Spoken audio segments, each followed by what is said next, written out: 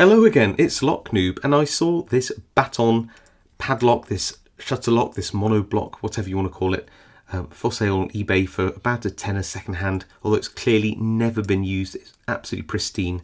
And I just thought, well, why not? Baton do a load of low security products, some high security products, quite good. Tubular locks, if I remember correctly.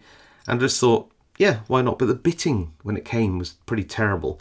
There isn't much on the packaging here which we can learn from either. It's just an armoured Blocklock. It's got some chrome plated case hardened steel, but it is interesting here. It says it's got a Yale keyway. So Baton, one brand, mentioning another brand, Yale.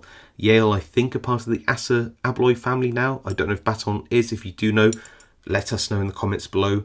But yeah, it's interesting when you see one lock company mentioning another lock company, even if this is a Yale keyway, and it is a Yale keyway.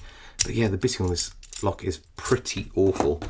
And sadly, picking this isn't particularly difficult either. So I'm already on pin 3, pin 2 there, pin 1, picking that one, go to the back, pin 4, so a 5-pin lock. And we're open, look at that, straight away. I'll move the shackle to show you, but yeah, that I mean, it's just really annoying to see. And yes, you can rake it that easily. It's very, very poor actually, even for a low security Baton padlock. So looks nice and shiny, brand new, but wow, that pick resistance is truly terrible. Anyway, any comments, especially about the relationship between Baton and Yale, please do drop them below, read them all and reply to as many as I can. If you like this video, leave a like, it really helps me out.